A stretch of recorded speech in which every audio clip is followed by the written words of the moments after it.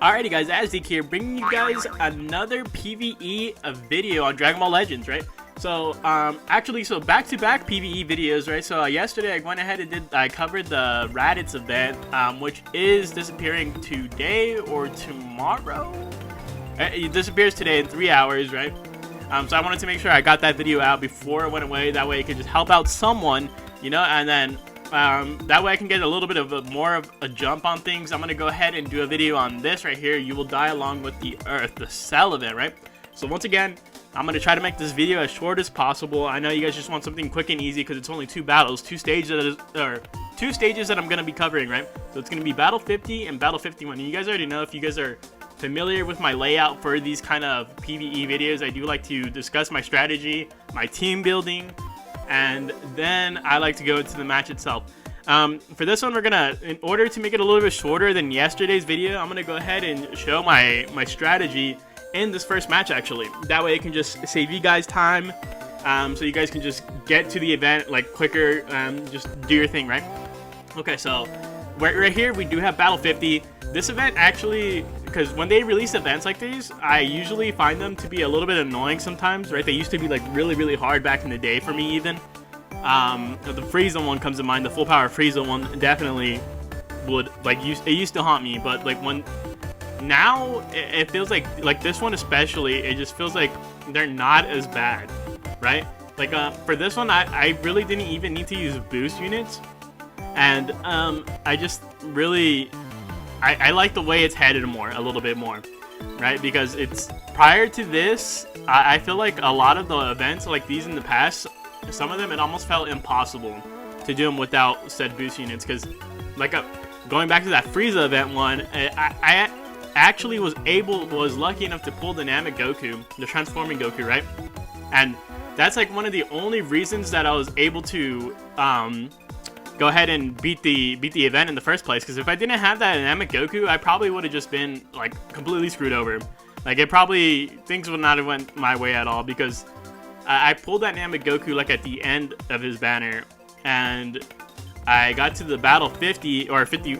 I think it was 50, and it was just like I wanted to give up. Like it was just almost impossible. So going back to this now, we're gonna go ahead and discuss like what teams we're gonna do, the team building right here. We're gonna go ahead and look at the battle bonus characters. You do keep in mind that this cell is red on battle 50, so your advantageous element is going to be blue. Let's go ahead and look at the boost characters. So obviously Majin Vegeta, like I said in the Raditz video, usually when it comes to these, the boost units are gonna be the newest units that had just came out. And so we have Majin Vegeta, we have the transforming cell. Well, those are the only two units that came out, right? So it's just going to be those two. So we're going to go ahead and make sure that we don't use those two. Thankfully, they give you a lot of blue units to choose from in terms of, like, look at it. They're all blue. All blue, and we can just kind of, like, pick and choose from here. The one that I wanted to use was this Goku, because I really like that Goku a lot. He's, like, a support unit, and he can do a lot of stuff for Saiyans, and Saiyans is, like, my best team. So I recommend using him 100%. But he hasn't appeared on too many banners, so I don't know if you guys are necessarily gonna have him. So we're gonna kind of I'm just telling you guys that's a very viable option. This Vegeta, I only have him like at 2 stars, so I don't know how many stars you guys would have him at. So if you guys want to use him like on a Vegeta family team, him alongside the Zenkai Trunks could be really good. Or even him along the Majin Vegeta, right? If you have the Majin Vegeta, definitely bring him. This Android 18, I think she's a little bit too outdated. 100%. I think it definitely could still work. I could probably make a team around her to make it work.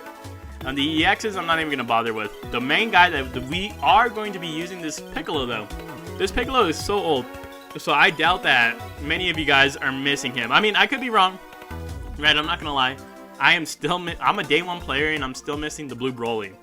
So, you know, sometimes it just happens, but for me, I feel like I wanted to use a Piccolo, right? I wanted to use him and see what he could do. So this is the team I went ahead and built for him, and we're gonna go ahead and take a look at what he does. So he's regeneration. He nullifies unfavorable element factors. Imagine if this guy got a Zenkai. That'd be absolutely nuts, right? So he's actually, and the reason why I chose him, the Kamikolo, right? Because he's Piccolo fused with Kami, is that he's able to he has a buff against androids actually. So he inflicts tag android enemies with attribute downgrade plus 35% to blast damage received or 20 timer counts when this character enters the field. So that's pretty good. And he also has anti-android, so 50% to blast damage against tag android. And obviously, Cell, he's an android, right? So I think this is like the perfect team for this. Honestly, I think just because of the fact that he is so old and he does have all these buffs and he's also a boost unit, like you can definitely make it work. Alright, so we'll go ahead and look at the challenges right here. And so the main challenge is to clear with 100 timer counts. You actually do get 180 timer counts, I believe, on this one. And so then 100 minus 180, you just got to finish it by 80 timer counts on the timer in the match. So we're going to go ahead and hop into it. I'm going to go ahead and discuss how my strategy is against this guy, right?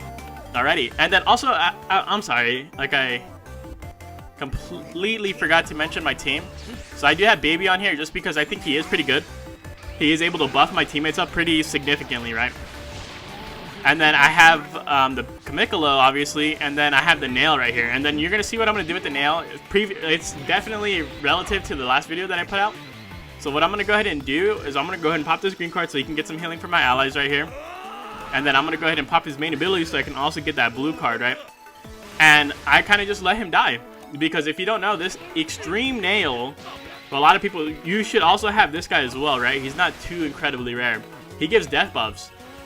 So he's pretty good when it comes to that. Like I said, I do praise death buffs a lot in these PvE events. They help out a ton.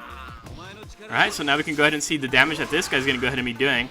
And so look at my strat. So I go ahead and, like I said, don't be afraid to drop combo. So you can go ahead and drop combo with this. I was a little bit too late on that. So I ended up having to do a clash. But when you're playing against the AI, they really can't react too much. So I can just move up here and kind of just making sure I get my Vanish and stuff back, right? And then I can just cap him out of that. And then so Vanish is back, and then I kind of just wait for him to do an attack, and then I try to just go for him. It's a little bit harder with strike attacks because I feel like they're more prone to attacking you off to vanishing your strike attacks, right? So look, I'll go ahead and show it again. So I go ahead and move up. My Vanish gauge is slowly restoring up. I'm dropping my combo ever so slightly. And then just so I can get my Vanish up, right? And then this is, like I said, the reason why this strat is so good is because if you notice, I was able to buy enough time there to get my Vanish back and Kamikalo's back into the fight. Like, I can go ahead and just bring him back in whenever I want here.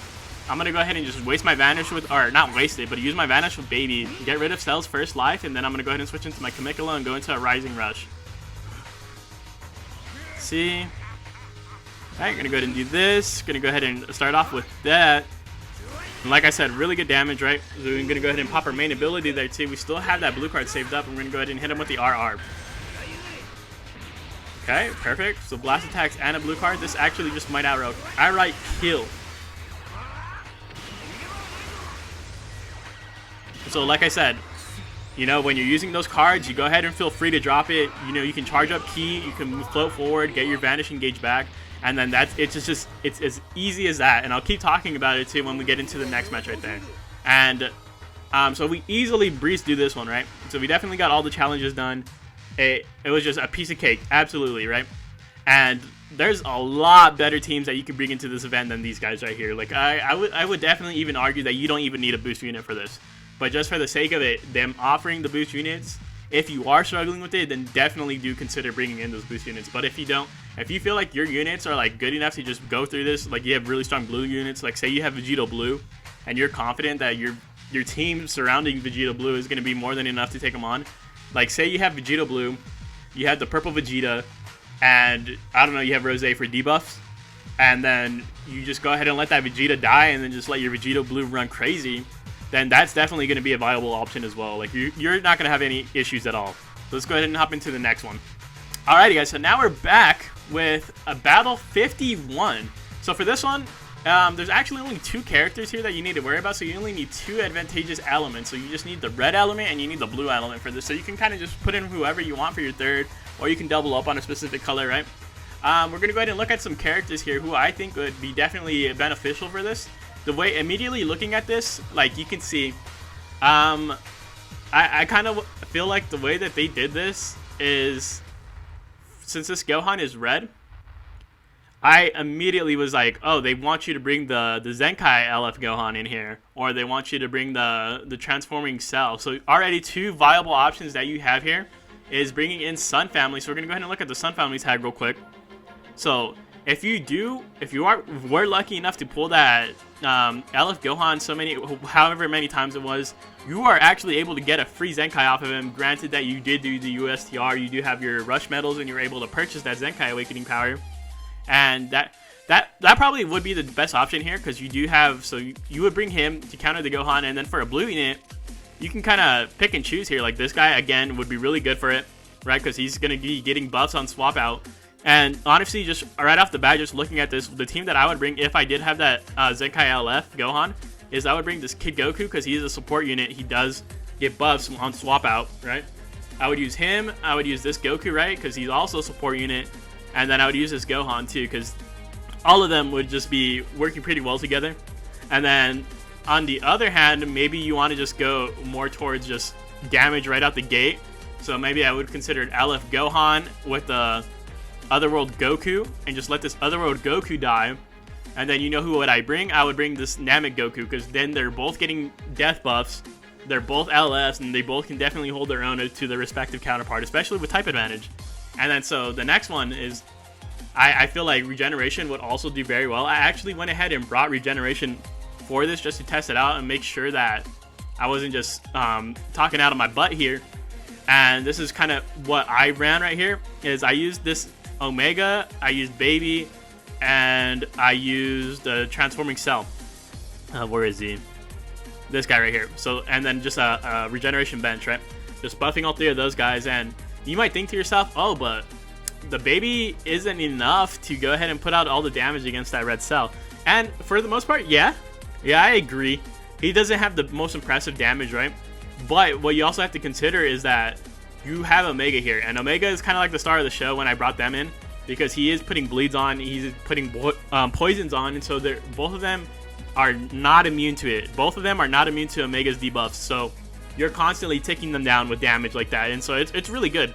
I personally think that it was it was very easy for me to do it with regen. Again, like, I completely understand Baby might not be doing the ideal amount of damage that you want him to be doing against the Cell, but that Gohan was just absolutely shredded. I can't really think of too many other blues. Without this Piccolo being a boost unit, I don't think he's too great. And I don't really necessarily know any other of these blues that would just absolutely shine, right? And then another team, obviously, is if you do have Vegeta Blue, if you have Merge Vegeta, I don't know why I said that, Majin Vegeta, then, you know, obviously if you build a good team around them, like you can bring Vegeta Blue and a Rose, or Vegeta Blue and then 2 reds. That would be really good too, right? You can bring Majin Vegeta and then some Trunks family members. Like you can double down on blues and bring the Zenkai Kid Trunks, and then you could also bring the Heat Dome Trunks, or your Zenkai 7, the Trunks of the Sword, right? And again, that would still be really good. And another option, once again, if you have LF Gohan, is obviously you can run hybrids. So you do have a lot of options here. I don't think this one is too difficult. For the sake of the video and for the sake of my videos, my pattern, the way I like to do it is I like to find, or not necessarily I like to find, but I like to use the most free-to-play friendly team in order to do these. That way it doesn't feel like absolute, like, oh damn, like I can't do this unless I have like new units. It really just depends on your box. It really depends on what you got. Show me what you and looking through my box, if you've seen my other PvE videos, I will swear by this team. Yellow, yellow, blue. I will die on this hill, man. Like, I will argue this team is just perfect for these forever and ever. On the last one, they struggled a little bit, but you have to keep in mind is that the Trunks is blue. That Cell is red. So that Cell is going to go ahead and get melted. We're going to go ahead and hop into it with this team right here. Again, the Zenkai 7 Kid Goku, the Zenkai 7 Kid Trunks. They're both 100% free to play. No Chrono Crystals are involved in getting them, like, at all. Like, you don't need Chrono Crystals at all. I mean, unless you're spending Chrono Crystals on energy to get them up to 14 stars, which you don't even have to do that. You just need to get them at the Zenkai 7, right? And minimum 6 stars. That's what I feel like. And they're just, again, like, they're fantastic. Let's go ahead and hop into it like this, and we'll keep using my strategy that I was talking about. Alright, and then again, I am going to go ahead and be starting off with this Kid Goku right here, just because I always think he's the best option to start off. And I also wanted to clarify that this little strat that I'm using, it's not mine. Like, I didn't make this up. This strat has been floating around for a while. I don't know who's the one that created it, but I just know that it's just ridiculously OP. So here I am doing it again, right? So I'm kind of just doing... So I'm pressing a card, intentionally dropping the combo, charging up some ki, doing another card, and then just like rinse and repeat, right? Sometimes you get the timing off though, so you have to be careful. But for the most part, it's pretty foolproof, and it's really, really straightforward.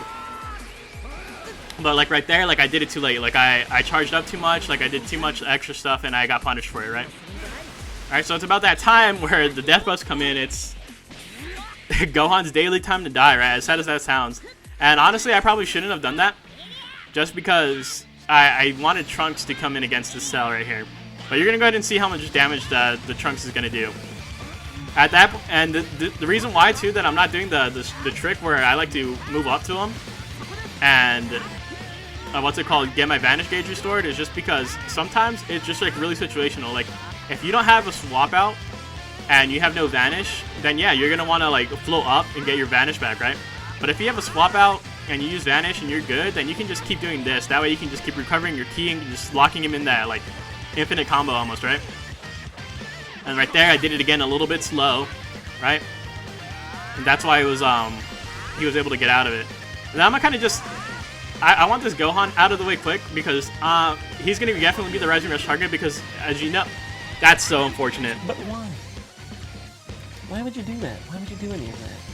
That is so unfortunate. That was probably the worst thing that could have happened to me right there. That might have killed the run. I'm not gonna lie. But it's because we had 2 blue cards right there. That would have definitely killed that Gohan. But you do want a Rising Rush to Gohan, because again, this Cell is not going to be a threat to you at all. Like, at all, because just because of how good this guy is, the Trunks, right, against him. And that he's constantly, like, giving himself more buffs, more and more buffs, and he's getting crits even. He has the card draw speed. Like, this Cell is not going to give you any issue at all. The only one that's going to give you issue is that the Super Saiyan 2 Gohan. And he's probably going to swap into him here in a little bit, because he's just absolutely taking so much damage. So I'm just going to go ahead and bring in this Goku, just because I do want... And the good thing about this, too, is that... I don't know if I should have done that. Okay, we're good, we're good. Yeah, the green card, you have to be careful when you're popping the green card with this guy, though. Because when you pop the green card with this guy, like, they can definitely... I feel like they've punished me for it at times. And now this Cell is going to be dead. Alright. And then look at, because of the double card draw speed, or not double card draw speed, because that Trunks, or that Gohan, when he dies, he does give you the card draw speed buff, right?